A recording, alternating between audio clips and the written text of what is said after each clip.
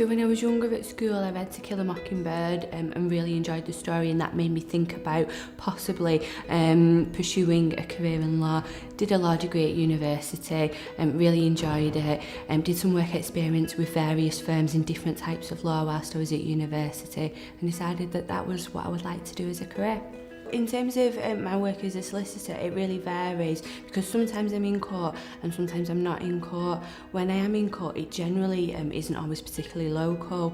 If it's a more general day when I'm just in the office, then it's a case of getting up really early, sorting my children out, getting into the office, and then basically spending a day doing my work, getting on, and then getting home, going picking my children up, and then trying to fit the gym in as well.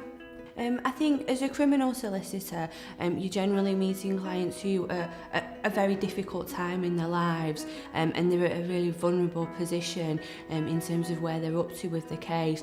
So it really means a lot to be able to help them when they're at that really vulnerable point. You need to be quite down to earth and explain things in a manner and the type of language that they will understand. And obviously that may differ depending on the type of client that you were dealing with. I think you need to be really honest and frank with clients.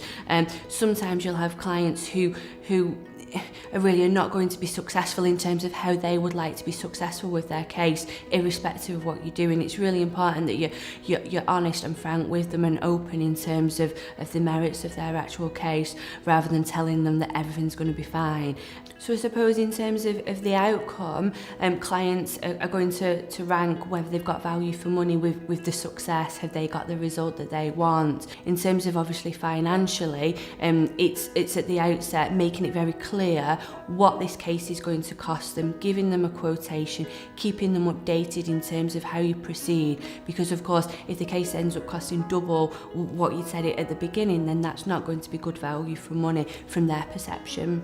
I've acted as a student mentor to a second year university law student for a whole 12-month period, and I then invited her to come in and undertake work experience with us, and I understand that she found that really valuable.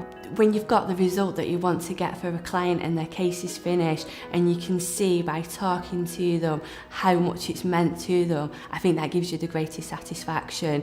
Even if you've had a bad day or you've had a bad case, when you can see how much your result has meant to a client, I think that really spells it out.